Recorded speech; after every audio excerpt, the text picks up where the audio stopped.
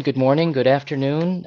This is Bill Riley from Medical Advantage. I'm joined with my friend Jon Reese from Social Climb. Thank you all for signing in. We're going to give folks just another minute to get connected, and then we'll start our session for today.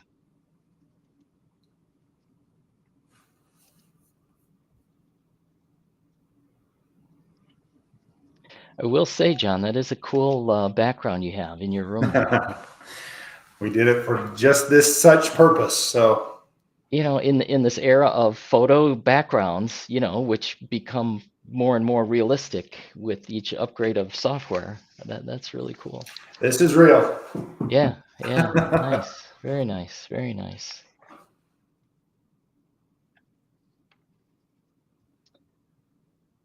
Okay, well, what do you think? Should we get this rolling? Yeah, absolutely. All right, great. So thank you all for joining us. Our LinkedIn Live session today, Healthcare Marketing and HIPAA Compliance.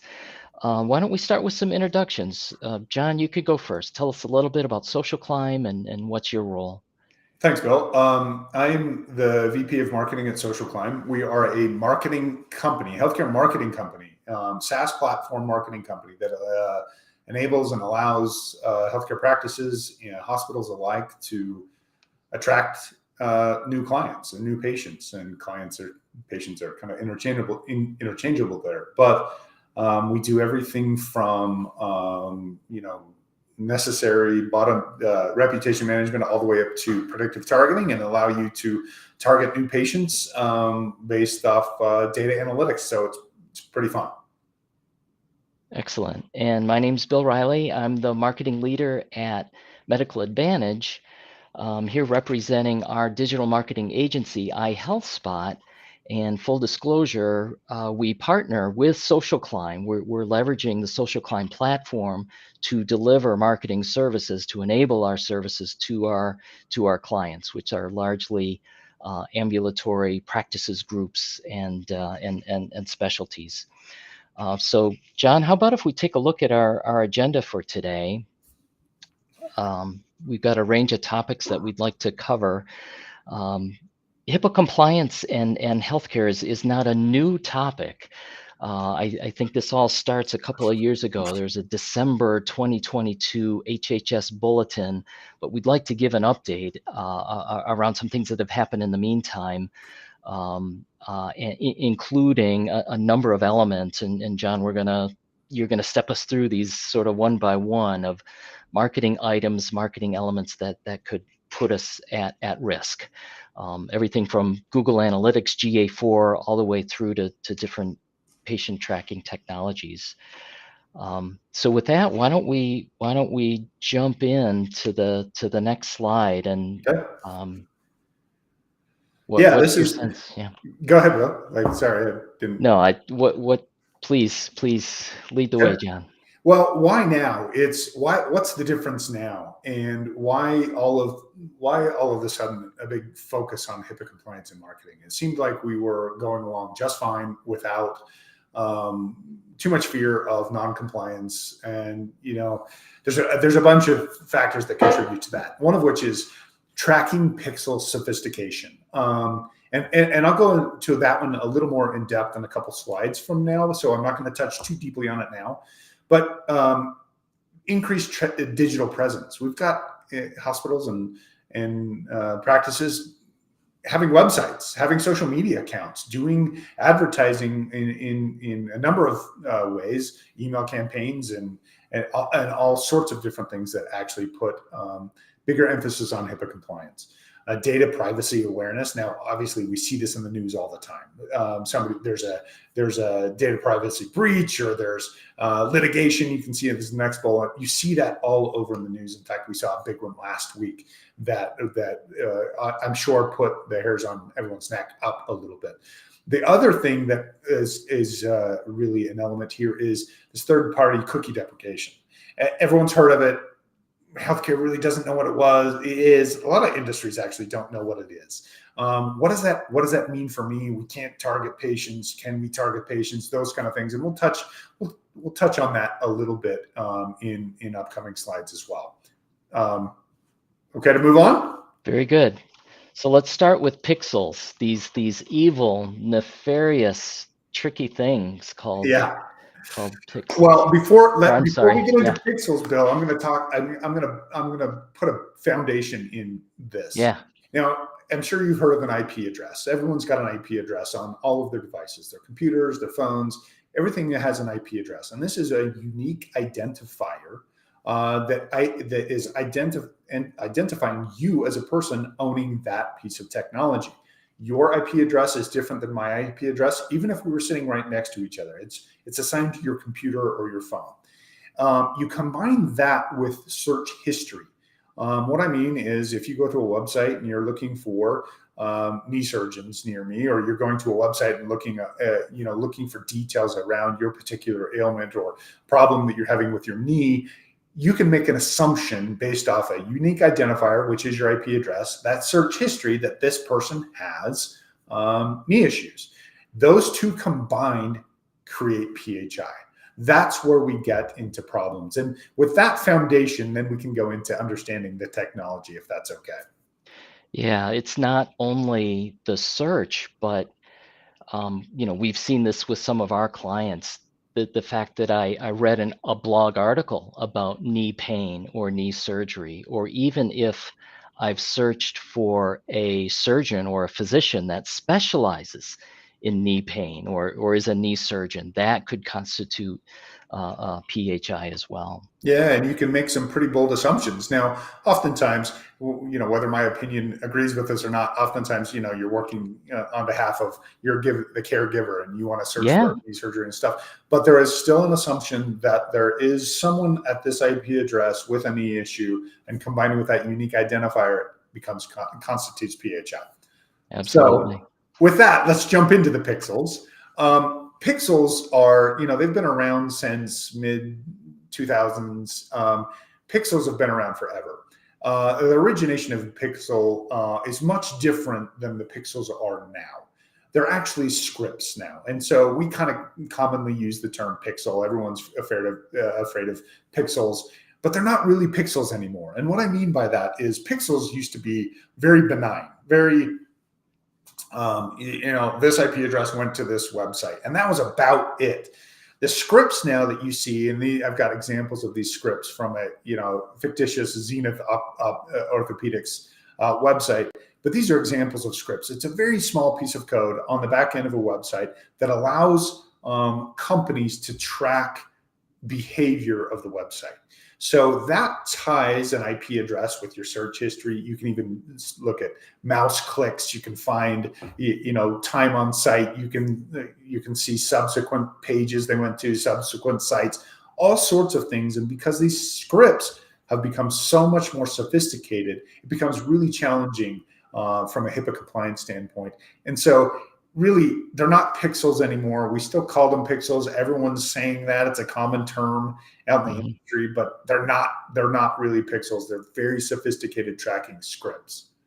Any pause there? Any questions there? Yeah, no, I think that's great, John. How these get there. So for example, at our agency, if we're going to start a new pay-per-click ad campaign for a client, in Google or Facebook, let's say, part of our process would be to actually place this piece of code on the appropriate website page. So depending on your practice and whether you're working with an agency or you've got your own in-house marketing team working with the IT staff, someone would be going out of their way to place this piece of code on the appropriate page. Sometimes it's done on an individual page basis. Sometimes it's done as part of a plugin and might apply across entire sections of a website. But that's how these things get placed. It's good. That's good insight, Bill. And a lot of times, healthcare looks at these and goes, we didn't do that. We just built a website. Well, the chances are your web company did do this. And we did an analysis of a few hundred healthcare providers in the space. We just did a cross examination of all these, and we found that about 85% of healthcare entities, we'll call them, actually are at risk for having tracking pixels on their website, which is an absurd number, 85%. Now, another number we found is that 15% aren't at risk, which means they've unplugged the tracking pixels completely and are flying blind from a marketing perspective, which also causes problems from marketing. You don't know where to spend your dollars. Mm-hmm. Very good. So a couple things here. When it's really problematic when you're hosting that combination of IP address and search history, or on your site, in GA4 or Google Analytics or in Facebook, because what happens is when you have that pixel, it's transferring or transmitting data to Google, to Facebook, to other social media platforms for aggregation, for reporting purposes. And that transmission of data and the reporting and storage of that data with a company that is not BAA signed or protected is really, really risky. And that's what puts you at risk. Have you experienced that as well, Bill? Have you seen customers that have this tracking technology on there and didn't know it? Yeah, absolutely. And just to take a step back, like, this is really the technology and the flow of data that John's talking about is really fundamental to Google, Facebook, really their core business, right? They do so many things. Facebook has their own social platform. They have WhatsApp. They have Instagram. In their heart of hearts, they're an advertising company. Yep. They're an advertising company, and what propels and fuels their ads is their ability to collect and aggregate data on each and every one of us. Which is fine if John and I are going to go to dinner and we're searching for a restaurant, or I'm looking in YouTube for a car that I might want to buy. Fine. But when we get into healthcare and now we're looking for a knee surgeon, or I'm dealing with back pain, now we're getting into a more dangerous area. Well, and I might even add that not a lot of people were doing the Facebook advertising because they were fearful of it when we did our analysis, but the majority were doing Google Analytics or GA4, meaning they were looking at analytics on a website, their website, to see how much traffic they were getting, their engagement on content, those type of things. And that's seemingly benign, but it's very, very risky because Google Analytics does not sign a BAA and puts a practice or healthcare entity at risk. And like I say, 85% were at risk. So pretty interesting.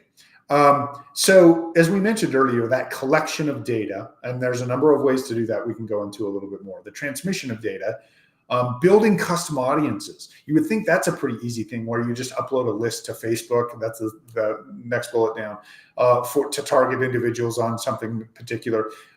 That's actually really risky because where did you pull that from? Your database, and that's exceptionally risky. And now these ad platforms, LinkedIn, Facebook, Meta, same thing. Twitter, any of these, you upload a list to actually target, and that becomes really, really risky. Now, that transmission of data to any of these platforms, number one, is not compliant. The storage at these platforms is non-compliant. Now, Facebook or LinkedIn or Google Analytics will tell you, well, we anonymize the data once we get it. Well, you still transmitted the data. You also stored it for an undisclosed amount of time because they get around to anonymizing the data. So it's not compliant, if that makes sense, right? Yes. But fear not. Fear not. There are remedies. So mitigating some of this risk. Now, there is a way to use all of this software, the advertising platforms, GA4, Google Analytics. Google Analytics is going away completely here quickly if you're not transferred over to GA4. But there are ways to actually use those platforms by storing your data in a server that you've actually got in your purview. You've signed a BAA. It's funny enough, but Amazon, Google, they all actually offer servers that you can buy a partition of a little server, and they'll sign a BAA with you. So it's your server, no one has access to it, and you can put Google Analytics or Google Tag Manager on that server and anonymize the data before it's ever even sent to GA4, Facebook, or anything else. So the importance here is not transmitting that data before it's anonymized. You anonymize it and then transmit it. Does that make sense? Yeah, and I got to tell you, I've seen 100 diagrams and illustrations of this, but I think your next slide is probably the best one I've ever seen. I love it. Yeah, great graphic designer here. So Yeah. that this really allows you to anonymize your data. Of course, you know who your patients are. Patients come into your website, fill out forms, or they schedule, or whatever you do there. They come to your social media. You track those through Google Analytics. You track them through Facebook. If you have the Facebook pixel on there, you shouldn't. But once you anonymize that data, you can actually send it to GA4 and others and target based off that anonymized data. Now it's hard to target somebody you don't know who it is, but you can also use different technologies. Social Crime's got a great technology to target those anonymized patients in a HIPAA compliant way. Yeah. The other thing that's very elegant about this approach, John, is by essentially stripping away all the PHI, the sensitive data, before sending it back to the reporting platforms, whether it's GA4 or some other dashboard solution that you may have sitting on top of all of your activity data. You're able to still use those same reporting platforms. Yep. And everything in life, we always say, is people, process, and tools. It doesn't require necessarily a lot of retraining of the staff, or the workflow or the process that we would use, like at an agency like ours. We're seeing any number of vendors running into this space. I think last year we saw the emergence of some large vendors taking on this issue head on for large hospitals and mega health systems. You hear the names of like Fresh Paint and Pewick and others. I think as we go along, we're going to continue to see more vendors coming into this space to solve this problem. I think going down market with solutions at a price point, for practices and Yeah. smaller groups. Yeah, that's a good call out, because there are some solutions out there. You can actually do this yourself pretty easily by putting that on your own server in the cloud, installing Google Tag Manager, anonymizing the data before you sending it to GA4. I think GA4 is probably the biggest offender as we analyzed, the breadth of people using HIPAA non-compliant pieces. And so everyone uses GA4 to look at their analytics of their website. You can still do that if you build it correctly. It's not actually as challenging or problematic as you might think by setting up that. It's actually very, very cost effective to have your own server. Amazon and Google do a really great job of partitioning out a server. You install it on that, anonymize the data, and it goes live. We've got a great ebook on this if you want to know more about it. On the Social Climb website, or we could actually send that link out too. Kind of gives you detailed instructions on how to do that. So just to reiterate, these platforms do not sign a BAA, which puts you at risk. And people are like, well, we only do Twitter, or we only do LinkedIn, or, we're just doing Google Ads. It's not Google Analytics. Well, there's still a tracking pixel to confirm whether your ad campaigns are actually working. You want to see if you're spending money there. You want to track it back to see if your money is actually going to a relevant place, and that requires you to put a pixel on your website. And so it becomes problematic with any of these. Now, this is not a conclusive list. If you're doing something outside of this list on social media, the chances are it's not HIPAA compliant. There's other really fantastic ways to target patients that aren't one of these, or there is a HIPAA compliant way to do, targeting of patients on these platforms. Yeah, I think that's a great point. These folks won't sign a BAA, and I don't think, nor will they ever sign a BAA. So many of the solutions we see coming out of the market today will, in fact, right? These are analytics companies. These are reporting companies. They're not advertising companies. So they will, in fact, sign a BAA. And I think it's a good a friendly reminder, um, whether you're doing this kind of work yourself in-house or working with a partner, it's never a bad idea to just ask the question of all of the tools in our toolkit. Do we have a BAA in play? Are we up to date on Are we whether you have any protected on this? Yeah, Well, exactly. the other point too on this bill is 15% have completely unplugged all of their analytics, and they're flying pretty blind when it comes to marketing. Marketing is a very expensive endeavor. And if you're doing that, you're naive to what works and what doesn't work, and you're most likely wasting quite a bit of money.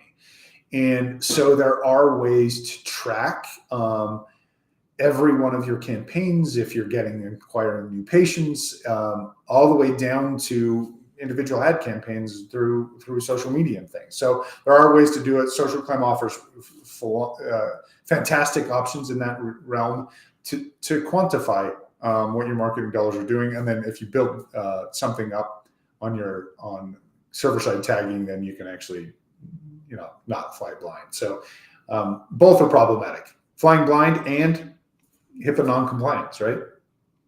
Absolutely. Okay, let's talk about WordPress. So this is just, I threw this on the end of this on the slides here because this is one thing that people don't really often consider as non-compliant. And I use WordPress. There's other CMS platforms out there that many people are using that are most likely, I can't say with complete conviction, that they're non-compliant. WordPress is not a compliant platform. That's okay though. It doesn't mean you have to scrap WordPress. Depends on what you're doing with WordPress. You can actually plug, you can have your website there. You're not tracking analytics unless you're doing it through Google Analytics, and we've already addressed that.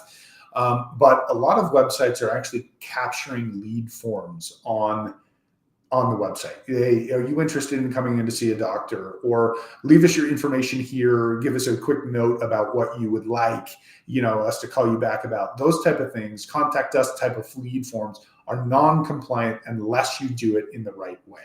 So storage of data, storage of lead forms, storage of potential patients on your WordPress site with their inherent lead capture forms, things like that, are non-compliant. Now, there are really cool plugins that you can get, and oftentimes free, that are completely HIPAA compliant and will sign a BAA that you can use in your WordPress platform.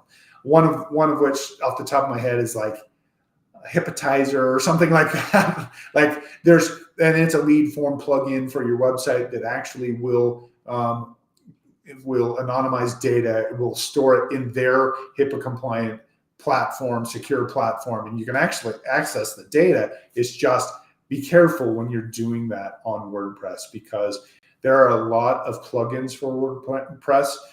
In fact, thousands of plugins that are of varying degrees of security, which put your website at risk for hacking, one, and non-compliant because people can easily access that stuff unless you're doing it in a HIPAA compliant lead form. So I really recommend looking at a couple, and just simply Google HIPAA compliant WordPress plugin. You'll find a few. You plug that in your website, use that in place of the contact us forms and things on your website. So it's a great point.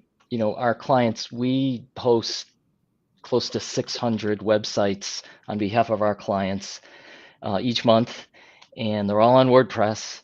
And to your point, we use a compliant third-party forms utility to manage for those that are doing patient acquisition by way of a web form submission. That's how we're implementing that for our clients. So that's great. It's a very, very easy fix. It shows compliance when you go out and do it. It's your web, you guys, Bill, could handle this very easily for them, but your web provider could easily go in there and build this, plug it in, and set that up to be HIPAA compliant, because that's really low-hanging fruit on your journey to compliance. Yeah. So, okay, great. So we've gone a little bit long on time here, Jon, but I wanted to talk about a couple of questions. If you have any questions, please put them in the chat. If not on the broadcast here, Jon and I will follow up with you after and answer anything we can. One thing I want to bring up, John, is I've heard this from a couple of our clients, and just in other discussion, and it's this notion of, well, is this really here to stay?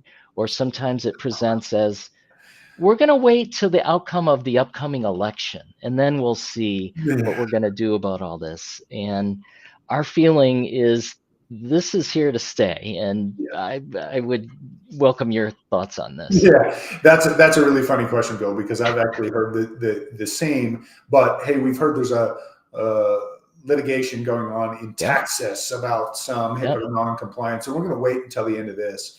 Well, we've actually heard of practices receiving letters from attorneys saying you're non-compliant, and yeah, whatever the outcome of that letter is, but there's a bit of ambulance chasing yeah, to have a relevant topic in here, from attorneys on this. It's here to stay, and HIPAA's not going anywhere. The yeah, privacy is not going anywhere with healthcare. I also would say that healthcare is very subjected to fraud, right? I mean, there's sure. opportunity for fraudsters out there to attack healthcare, Yeah. and it's a focal point of that. And I think you've got to be very, very delicate in protecting yourself, your patients. Absolutely. Yeah, the other point I'll just throw out is separate from the HHS Bulletin. There are any number of states that have legislation working its way through the process at a state level, with very similar language around privacy and protecting health information and security of the data. So I think it's here to stay. I think it's just going to get stricter with Yeah. the development of web-based technologies, advertising. It's not only here to stay, but it's going to be more strict than it's ever been. So All right, John. With that, we're just over 27 minutes. I think we're good for today. Um, Great job, as always. Always a pleasure to meet with you on these kinds of things. And to you, our audience, thank you very much for joining us here. Hope you found this useful, and we look forward to seeing you again at a session in the future. thanks a lot. Thanks, Bill.